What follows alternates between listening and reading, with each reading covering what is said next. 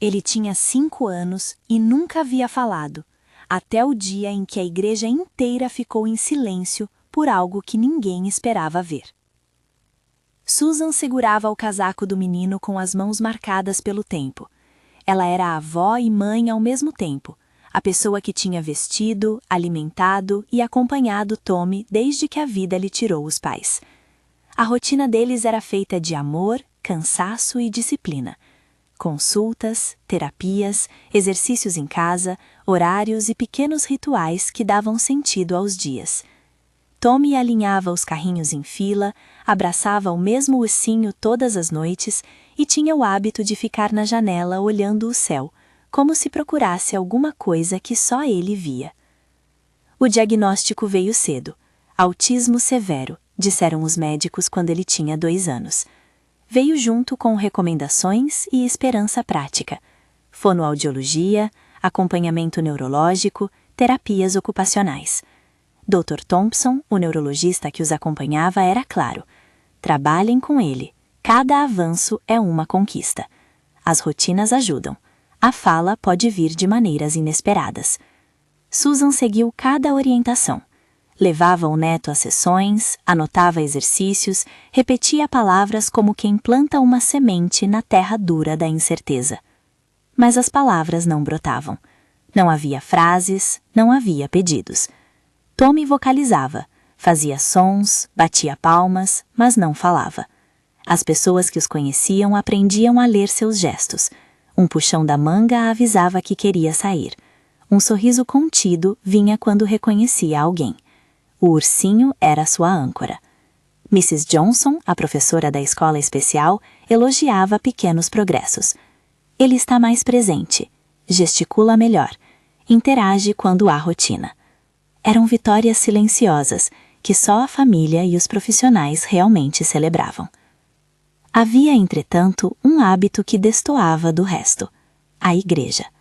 Não era apenas o prédio com paredes frias, era um espaço que, por algum motivo, atraía o menino. Susan percebeu pela primeira vez quando o pôs no colo durante uma missa e ele ficou imóvel, os olhos fixos na imagem que ficava no altar lateral. Era uma estátua de Nossa Senhora, simples, com o manto beijado pela luz das velas, que parecia ensinar a calma mesmo ao coração agitado de Tommy.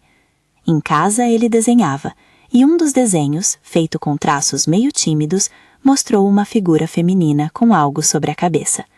Susan guardou aquele papel como quem guarda um sinal. Outras pequenas cenas cobravam a atenção.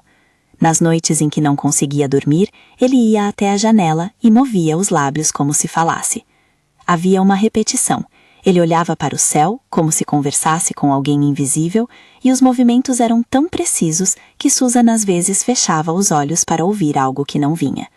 Na escola, uma vez, durante uma oração coletiva, ele murmurou algo parecido com Maria, e a professora sorriu, sem saber se era som ou imaginação. Esses sinais foram silenciosos combustíveis para a fé que nasceu lentamente em Susan, uma fé mistura de esperança e memória. As manhãs e as rotinas continuavam. Entre um exercício e outro, ela rezava por palavras para Tommy, não em tom de cobrança, mas com a urgência doce de quem quer ouvir o som do filho, ou do neto, em resposta. Ela acendia uma vela na igreja quando podia. Bob, o zelador, já conhecia os dois. Ele é um menino calmo, dizia, entregando a Susan a chave do templo. Father Michael, o pároco, observava com carinho, sem fazer promessas, apenas abençoando e convidando-os a permanecer.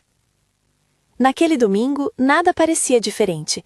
Susan acordou como de costume, preparando o café, pegando os remédios, ajeitando a rotina. Tommy, como sempre, tinha seu ursinho sob o braço. Mas de modo quase inexplicável, enquanto ela dobrava a roupa, ele pegou o casaco sozinho. Havia uma determinação serena no gesto. Susan olhou, surpresa, e sentiu o coração apertar. Ele, que tantas vezes resistira a trocas de roupa, se vestiu com cuidado, como se entendesse a importância do momento. Ela pensou em ligar para o especialista, em checar se ele estava bem, mas algo, talvez um aviso íntimo, a fez calçar os sapatos e seguir com ele até a igreja, antes mesmo do horário da missa. A igreja estava vazia quando chegaram. A luz do amanhecer entrava pelas janelas altas, desenhando retângulos dourados no chão.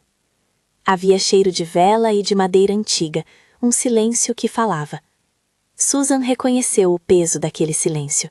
Era o tipo que antecede algo grande, mesmo que grande não seja sinônimo de espetáculo, mas de encontro. Bob abriu a porta, surpreso de ver os dois tão cedo. Bom dia, Susan. Pensei que não viessem hoje tão cedo. Ela apenas sorriu e levou Tommy até um banco, perto do corredor central. Ele sentou-se com a postura de alguém que sabe para onde vai. As pessoas começaram a entrar, como fazem na rotina dominical, conversando baixo, com risos e saudações. A missa começou.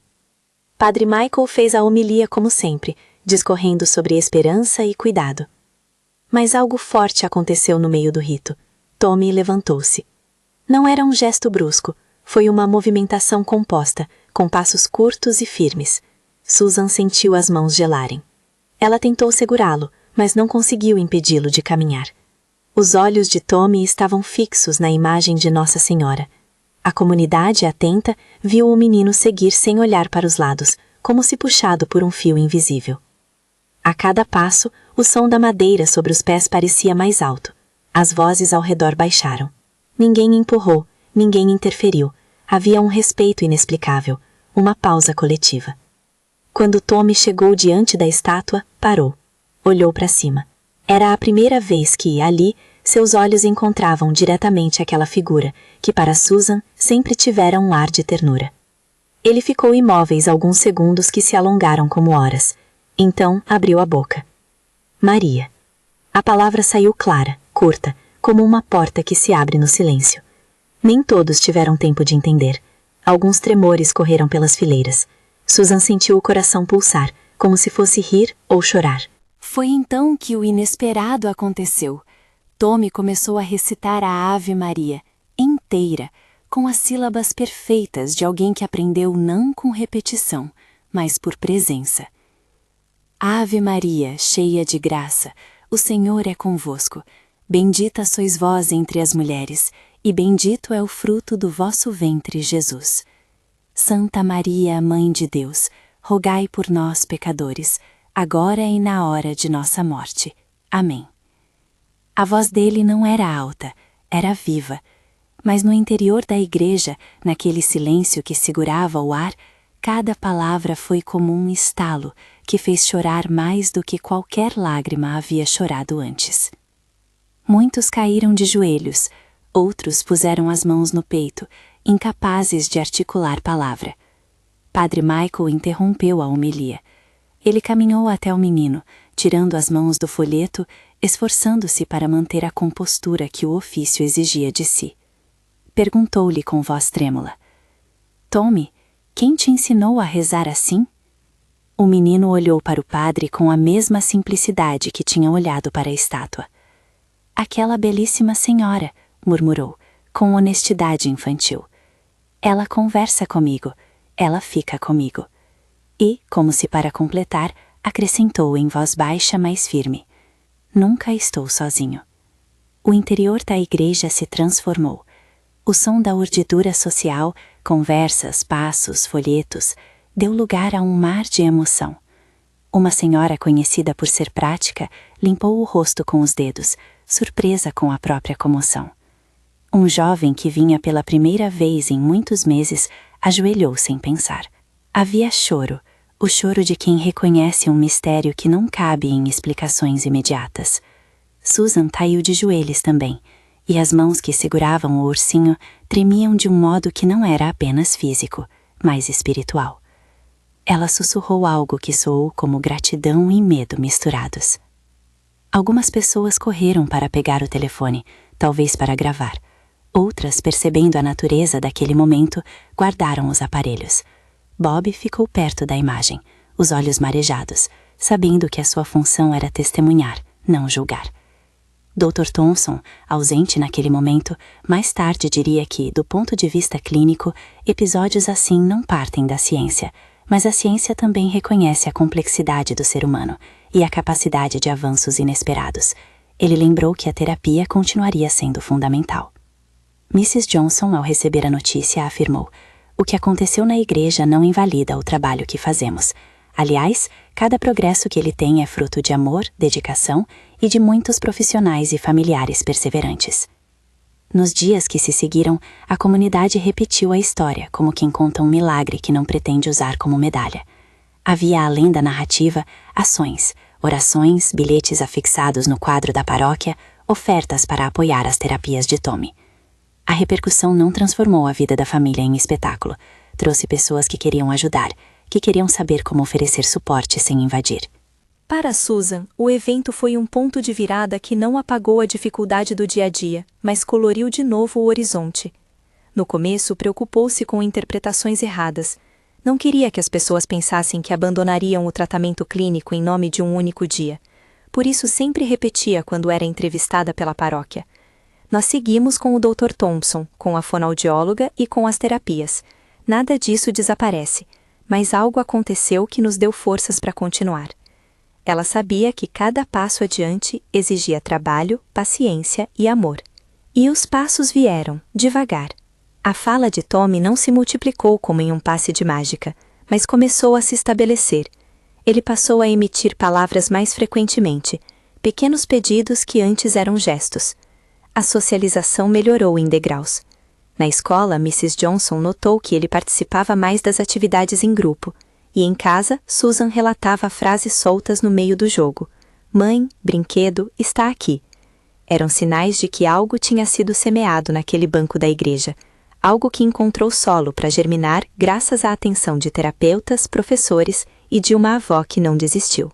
Algumas pessoas perguntaram a Tommy se aquilo havia mudado sua vida. Ele respondia, simples e sincero: "Aquela senhora me fez companhia, eu agora sei rezar com ela." Não havia pretensão de grande oratória, apenas a pureza de uma experiência que, para o menino, se traduziu em companhia e segurança. Susan guardou cada palavra como quem guarda um farol para as noites escuras. Ela também aprendeu algo. Fé não substitui cuidado, mas pode caminhar junto, dando suporte para que a ciência, a terapia e o amor atuem. Na comunidade, o episódio reabriu conversas sobre acolhimento.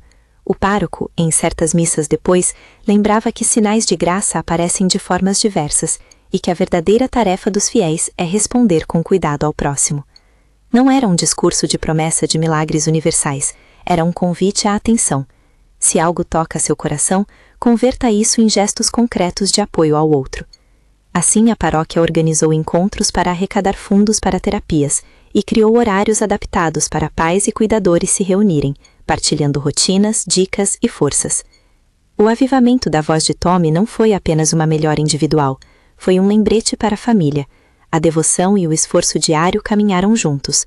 Susan, que tantas vezes sentira o peso da solidão, descobriu que a comunidade podia ser extensão do cuidado que só ela imaginava conseguir dar. Havia ainda, no entanto, algo inegável de mistério. Por que aquela estátua?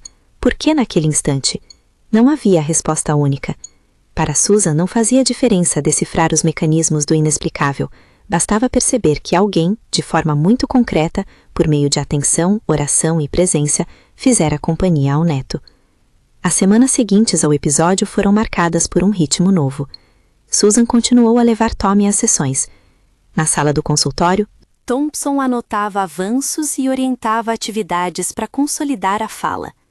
Ele frisou sempre: acontecimentos assim não invalidam nosso trabalho. Pelo contrário, podem impulsionar processos de aprendizado. Mantemos as terapias, observamos, registramos. Essa postura técnica trouxe segurança para a família, evitando que a emoção substituísse a prudência necessária ao tratamento. Tommy passou a frequentar a missa com mais regularidade. Em vez de ficar apenas sentado, começou a caminhar até a imagem com um propósito que parecia tranquilo e familiar. Às vezes pedia para ir sozinho, outras segurava a mão de Susan, e ambos ficavam em silêncio diante da estátua, como quem visita uma velha amiga. O ursinho continuou presente, mas agora dividido com a presença de outras vozes. A comunidade, ao perceber que o menino progredia, não bajulou o caso nem o tratou como espetáculo, ofereceu companhia e, principalmente, normalidade. Isso talvez tenha sido um dos fatores mais cruciais para a evolução dele. viver em um lugar que aceita sem transformar em objeto de curiosidade. Há nas histórias de fé uma linha tênue entre o que é testemunho e o que se transforma em espetáculo. Susan sempre caminhou nessa linha com cuidado. Ao contar a experiência para outros idosos da paróquia, repetia o que havia aprendido. Não é sobre usar a história para provar algo, é sobre partilhar o que aconteceu para que outros possam encontrar força. E nas conversas com pais que viviam o mesmo desafio, trouxe sempre a mesma mensagem: equilíbrio. Trabalhem com os profissionais, perseverem com lealdade, e se algo toca seu coração, deixem que isso lhes dê coragem para continuar. Em algumas entrevistas com a imprensa local, Susan brigou com a tentação de palavras grandes. Não queria transformar o caso de Tommy em sinônimo de cura automática. Eu não diria que é regra, ela dizia com humildade. Meu neto teve um encontro que nos marcou profundamente. Isso nos deu esperança e uma nova luz para seguir. Mas cada criança é única. Ninguém pode prometer que isso acontecerá com todo mundo. Era uma proteção para que o episódio permanecesse um testemunho, não uma promessa. O que se seguiu ao dia na igreja foram anos de passos, alguns pequenos, outros maiores. Vocabulário aumentando, interação mais consistente, momentos de humor e também de cansaço.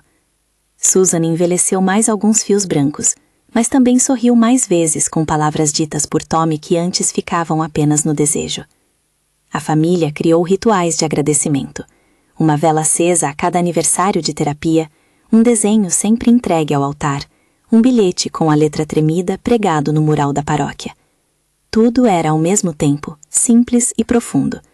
A expressão de uma vida que continua, com provisões e limitações. Algumas pessoas, ao ouvirem a história, perguntam se aquela experiência mudou a compreensão de fé de Susan. Ela responde com a mesma serenidade que vem com os anos. A fé ficou mais viva. Não porque eu tenha recebido respostas fáceis, mas porque encontrei mais companheiros no caminho. Hoje entendo que o sagrado pode entrar nas coisas cotidianas, na paciência, numa mão estendida, em um silêncio que se torna voz. Sua devoção à Nossa Senhora ganhou um rosto mais cotidiano. Estava nas pequenas decisões diárias, no gesto de levá-lo à missa, na persistência em continuar com o tratamento. O que aconteceu naquela manhã dominical não anulou a complexidade do autismo, não prometeu soluções mágicas, mas deixou uma marca, um lembrete de que a esperança é uma força prática.